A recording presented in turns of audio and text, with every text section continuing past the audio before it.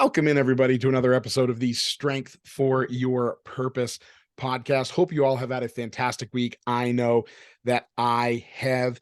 And if I've said it once, I've said it 1,000 times. Have another fantastic interview coming at you again this week. Really excited. I've been kind of a fan from afar of what this person is doing.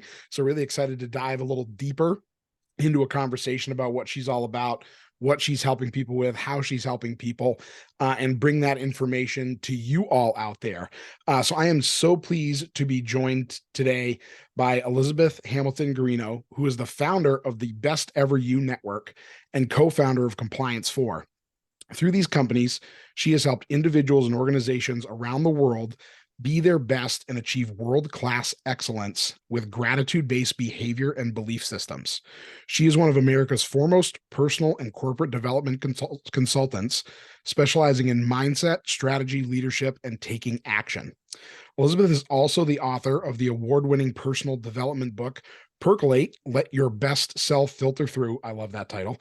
And multiple children's books as a contributor and author. Elizabeth and her husband live in Maine with their 4 sons, 2 dogs, and 3 rescued cats. She's also the author of what we're going to be talking about tonight, the Change Guidebook. So Elizabeth, thank you so much for joining me. Thank you so much for having me. How fun is this? So fun. And like I said, I've been following you as you've kind of launched the book, and I love all the things that you're putting out there and sharing with people. So just to kick it off here, tell us a little bit about what got you to a point where you're writing the book you are now, and then we can sort of dive into what the Change Guidebook is. Yeah. So way back in kindergarten, no, I'm just kidding. Totally kidding. That's perfect. No, I wanted to be an entrepreneur. And so I quit a job in the financial services industry to start the Best Ever You Network. And as things rolled along, I became an author, and I've always really wanted to be an author. That's why I kind of joked about kindergarten. But, I started out with Hay House and did my first book about change called Percolate, Let Your Best Self Filter Through. And that was really a large part of what that book is about, is my dad having a stroke and surviving that stroke. And it took me a really long time between books. My dad was ill from 2004 to 2018.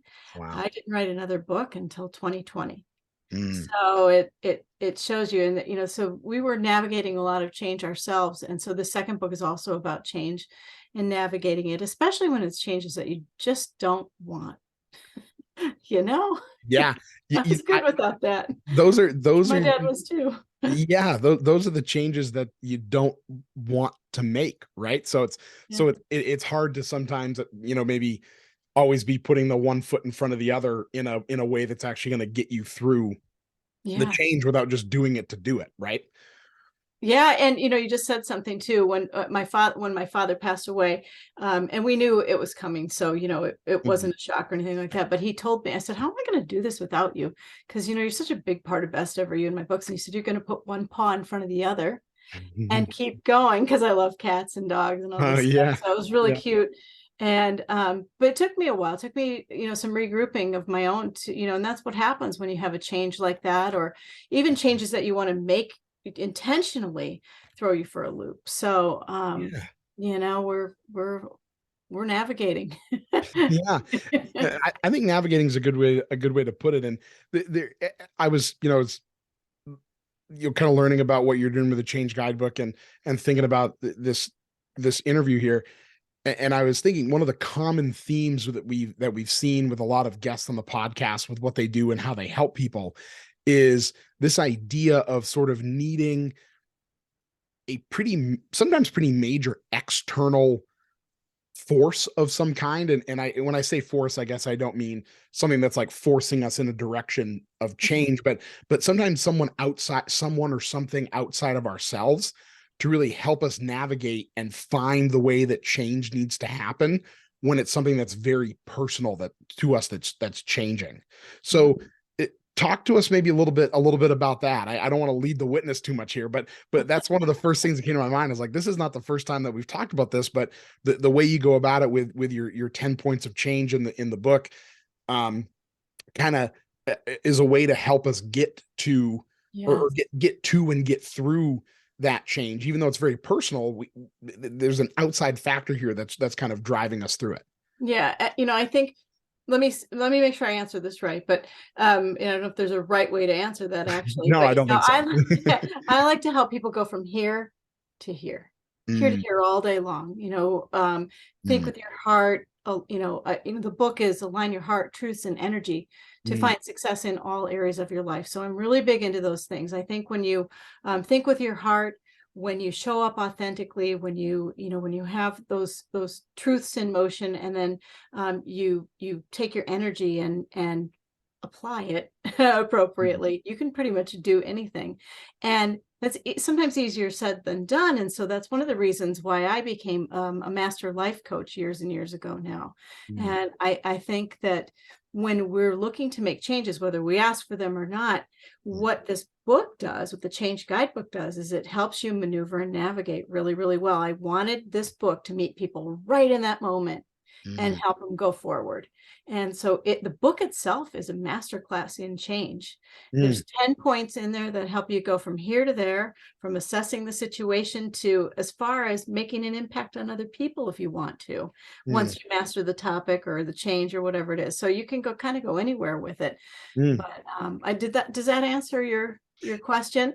Yeah, 100%. No, I mean, that's what I want to get into is kind of the structure of how you're going about helping people through this. And I think it's really what resonated with me there was when you were talking about aligning our heart, truths, and energy. I think that's kind of what I was getting at with that question a little bit, was that those things are all very personal to us, Oh, but yes. it can be so hard for us as individuals sometimes to recognize whether we're in or out of alignment with those things. And it's just the concept of needing something or someone else to help us figure that out when it's something that's so deep inside ourselves has always blown my mind a little bit.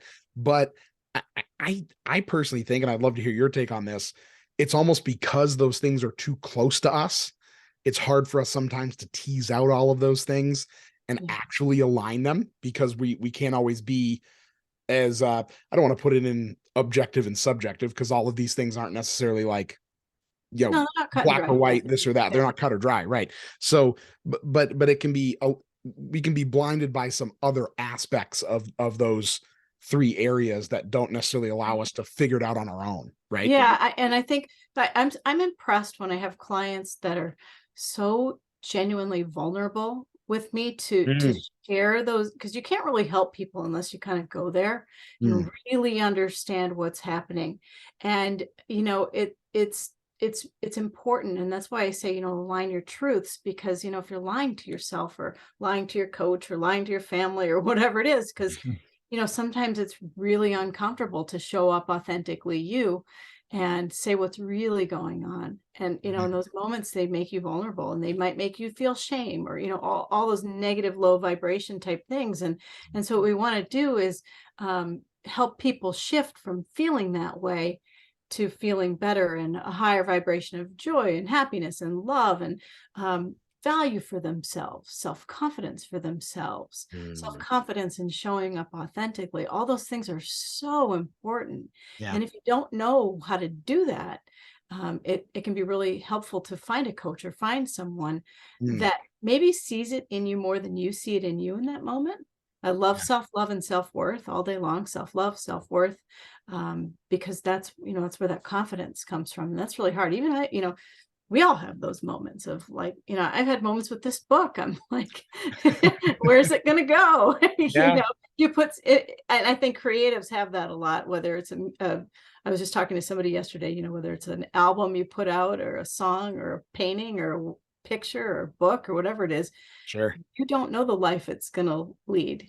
And you Yeah, hope for the best and you wish its best success as you put it out into the universe, but you really have no idea.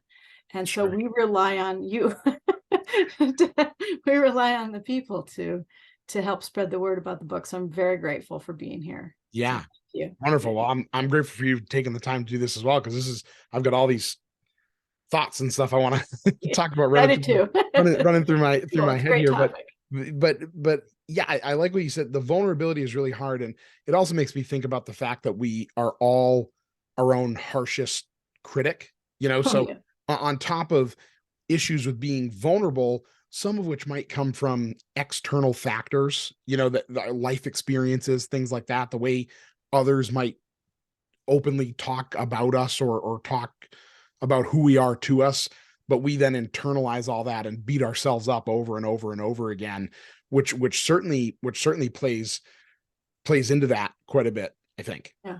Well, in my next book, I have a new book coming out in 2024, and I'm going to be sure and put this in there. I say this a lot in my coaching, and I was like, oh, I don't think I put that in the Change Guidebook, but I say it all the time. Yeah. I think life is very well led with two things: earplugs and bubble wrap. Mhm. And I wish that everybody would get like issued a set or multiple sets or whatever you need, because you're right. There are a lot of things that come your way, starting even when we're young. Um, and you need la la la la la to tune them out half the Yeah. time, and then you need this came from wanting to bubble wrap my kids sometimes from people. I'm Yeah. like, I just need to send you out in the world with bubble wrap.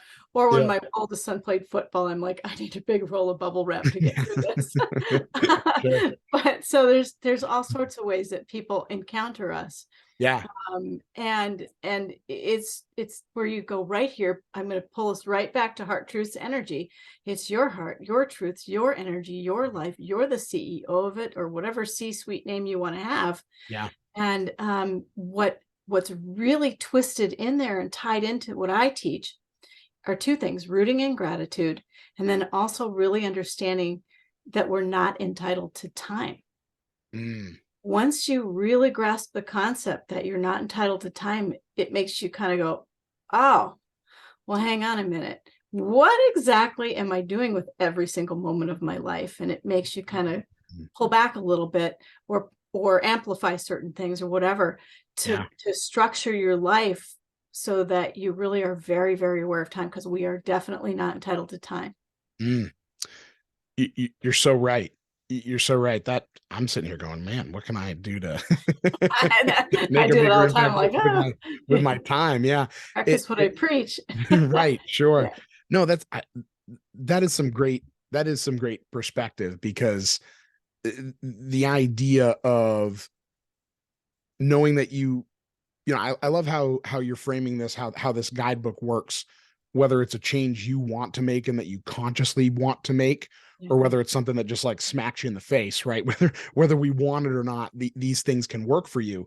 But I think it's especially true. And even speaking from personal experience, when you have changes you want to make, it becomes a little easier, I think, to take advantage of time and go, well, I can just do that tomorrow, or I'll do better tomorrow, or it makes more sense for me to start on a Monday, and Sure. today's Tuesday, so I should wait until next Monday, right? And now all of a sudden we've eaten up 6 days worth of time that you so eloquently put it we're not entitled to, and now we're losing out on opportunities to be taking some of the even just small steps we need to take to make bigger change over time. Yeah. Well, I call it like shifting the goalposts. You kind of, it's a little bit of sabotage too, but it's all good. Yeah. We're not perfect or anything like that, but I do encourage us to be our best in every moment.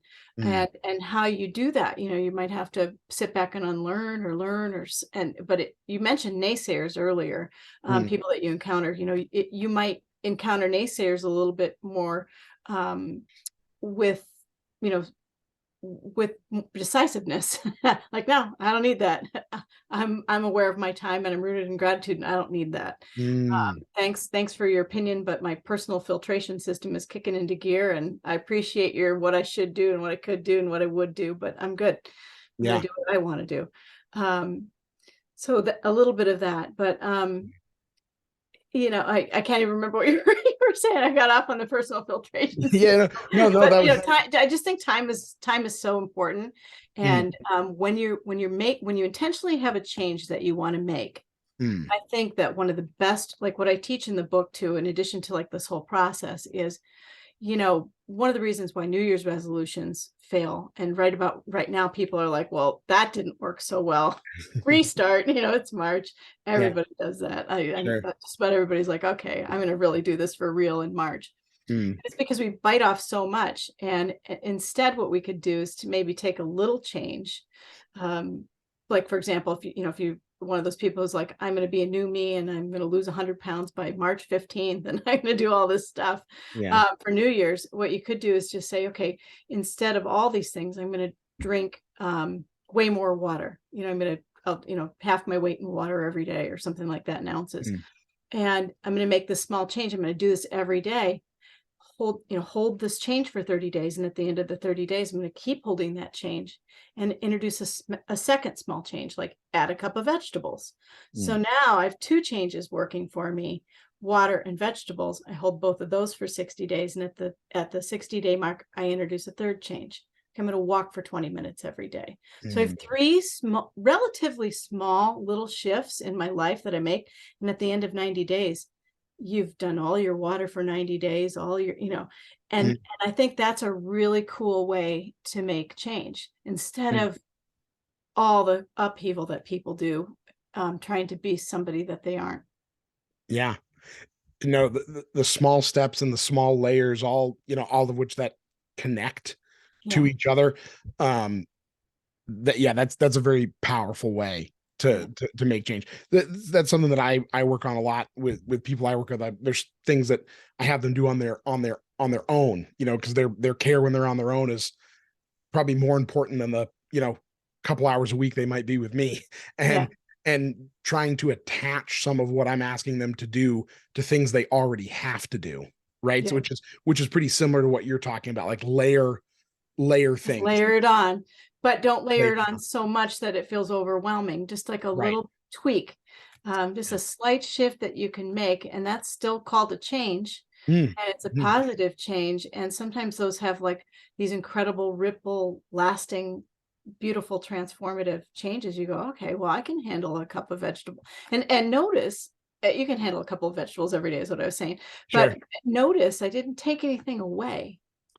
Right. That's the thing that I think one of the things that people do. And again, we're talking like weight loss here. You could pretty much apply this to anything that you want to do. Sure. But I didn't take away your McDonald's yet, or whatever it is. Sure. I just had to add. And when you add it, it naturally curtails other behaviors. Yeah, no, it definitely does. It definitely does. So as we're going through this, I kind of wonder a little bit, what are some things, obviously I definitely encourage people to check out the Change Guidebook to get the whole scope of things, but what are, and I mean, we already talked about the layering here. What's maybe another thing that people maybe often overlook that might seem easier or more attainable about change that they can even just start implementing now, just even potentially in day-to-day life, that can help them accept larger change, but start on like a smaller scale? Well, I'm very big into asking for help. I can go one of two ways here. I could go asking for help, but actually, I think I'm going to back up. I'm going to go to assess. I'm going to go to the very beginning of the book, if you don't mind. Of course. Very beginning of the book is assess and choose. Those are the first two chapters, and they go kind of hand in hand. And there's a really nice download on besteveryou.com/change guidebook. It's an assessment you can download, as well as all the exercises that are in the book. But that assessment, it's something I use in my personal life, and I've used it for probably 15 years. So I was like, if I use that, maybe other people might want it. And it kind of goes through every area of your life, kind of like we do in life coaching. And you kind of give yourself a little ranking, no zeros, but like from 1 to 10, kind of where you're at in every area, and maybe like why or what's going on. And it just sort of gives you some idea of where you're at in various aspects and what to work on. And I think knowing it, but you got to not lie. You got to go all truth on it, and no one needs to see it or anything like that. You don't have to send it to me or share it or whatever. It's just your own little thing. Sure. And, you can even rip it up when you're done if you need to, but kind of where you're at. And the other point I would make, kind of more toward, as you get rolling with change and get more and more comfortable with it, is asking for help. I think people equate asking for help with thinking like shamefully, like, oh, I need help, I'm bad, or I'm bad at this, or, it's got kind of like a negative vibration. And Sure. I really want people to feel like, no, that's not quite right. It's somebody knows something maybe more about a topic than you, can guide you, can keep the positive energy going. Even the best athletes in the world have help. So if you Lots think of, about it like that, we don't achieve on our own. Mhm. Think about it as me as an author. I'm not going to achieve on my own without everybody buying the book. Right. It's like Sure. I'm gonna sit there. Yeah. So it Yeah. doesn't, yeah. And so we all need each other. And Mm. I'm really big into back in Percolate, my first book, I said percolate I, percolate me, percolate us, and percolate we. That us and we is so collaborative, and we need that. And that's how we Yeah. ultimately, that book was a percolate, help people learn how to percolate peace. Mm. That's how we do it, the collaborative nature. So Yeah. really big into asking for help. And in all phases of what you might need. Yeah. Don't be afraid to ask for help. I cannot say that enough. I Mm. ask for help all the time. All the time. Yeah. All the time. No, Yeah. I totally agree. And I love, I think that was a really good tie-in. That assess thing ties in very well with what we were talking about with not being entitled to time Yeah. as well, because we need to be almost like triaging the situations we're in a little bit. Like you Yeah. said, like I hear what you're saying, but that's not going to support me in what I'm trying to do right now. So I need to let that go. And that's getting better at us at we have to be able to assess ourselves, I think, before we can assess things that are being thrown at us a little bit, just to get good at it, to know how we need to assess those other things, right? Yeah. That are coming at us from that outside source. So no, I think that's great. I think if people are working on that layering concept, figuring out how to assess their own situation a little bit, and figuring Mhm. out how to not take advantage of this time that we aren't entitled to. I'm going to use that all the time now, by the way. Well, I'll credit you. thank you. You know, I I'll I think that one of the neatest things about the book is I really wanted to write a book that I would actually go into a store and purchase. It was Mm, really important to me. I'm like, if I saw that book, would I pass it on it, or would I pick it up and buy it? And that mm, was so important to me. yeah. And so the way I structured it was kind of like what I would rely on if I needed help with Mm, change. And it's kind of like what I did. yeah. And so it's narrative from me, and then there's 2 exercises in each chapter. And then what I really love about the book is that there's 2 stories in each chapter from other people. So it's Mm, not my voice throughout the whole thing, awesome. because I didn't want to leave people feeling like they were alone, like no one, it's only me that has this happening, Yeah. or only me that has this issue or problem or change or whatever it is. And so Mm, there's beautiful people who showed up. When I said I was writing this book, I say, I've got this idea. Would you like to contribute? And every one of the people that's in this book, there's 20 people in the mm. book, showed up and said yes. Oh, wow. There no hemming and hawing, no, it was just instant, I'm in. And Yeah. so this book has such cool energy with it, and everybody showed up, including our youngest son. His Wow. stories in there. His name is Yeah. Quade Guarino. His stories in there about how when he was graduating high school, he's a top student, top SAT score, top grades, top, honors, everything. He Mm, got turned down to almost every college because he graduated a year early from school and uh, only had 2 acceptances. So he was lacking classes and things like that that he must have needed or something like that. So he mm, talks about how he was meant to be where he is at Rochester Institute of Technology. yeah. And when he got there, then COVID hit. Oh my He was gosh. like, I'm graduated, I'm not, I'm back home. So Yeah. he talks about that story, and it's a really powerful story for Mm, people that age. I was so proud of him for going there, mm, for me, for everybody, not just for me, I guess, but for everybody out there, because I think yeah. we all have a lot of kids, and that age group has grown up. We're 3 years older, and people can relate to that story quite a bit. It's like, oh man, I'm stuck with my parents again, and not only am I stuck with my parents, but I'm in here for like a year or whatever Literally, it was. I literally can't go anywhere. Anywhere. Yeah, yeah. Yeah. And Yeah. thank goodness, you're able to keep people safe and all those serious things. But Sure. Sure. the Yeah. feeling at that age was like, oh man, it wasn't like oh, Yeah. what's the COVID thing? It was like, oh, Right. yeah, Sure. No, totally. that's fantastic. Well, Elizabeth, I have a couple more questions I want to ask you, but before I do that, um, tell everybody where they can find this amazing Change Guidebook and learn more about you and the book. So it's available wherever books are sold. If it's not, when you walk into the bookstore, if it's not there, you can always order it. You can always order it on Amazon. I love supporting the local bookstore, like an independent bookstore, order it through them.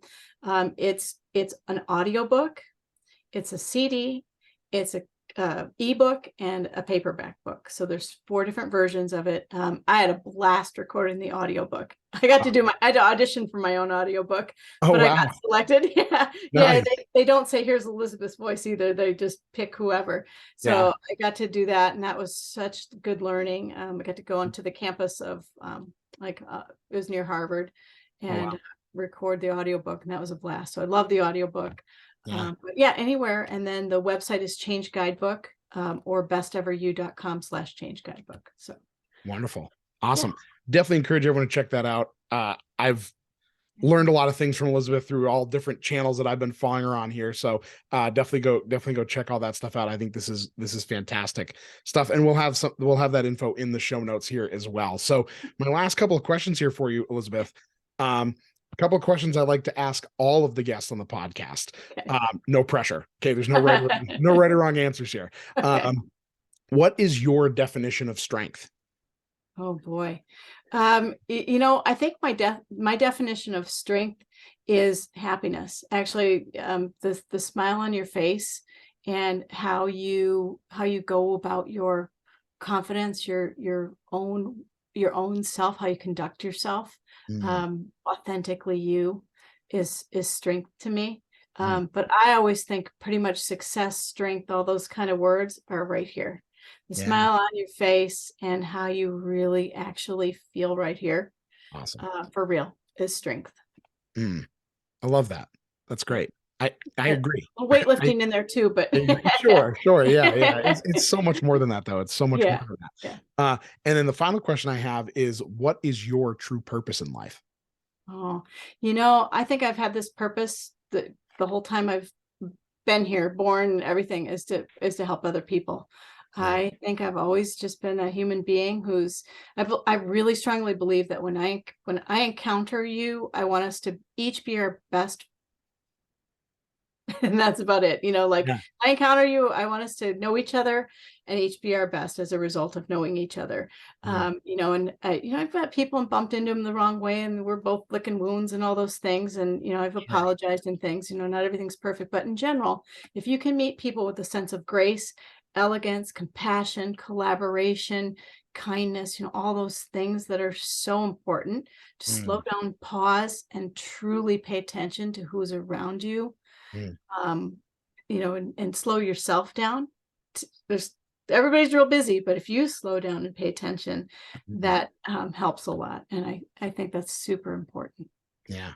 Fantastic. No, that's awesome. And I applaud you, Elizabeth, for fulfilling your true purpose in life by writing this book, getting this out there, and helping people so that they can be better at fulfilling and stronger at fulfilling their true purpose in life as well. So thank you so much. I really appreciate that, and I appreciate your time. Thank you so much for coming on. Thank you so much for having me. This was fun.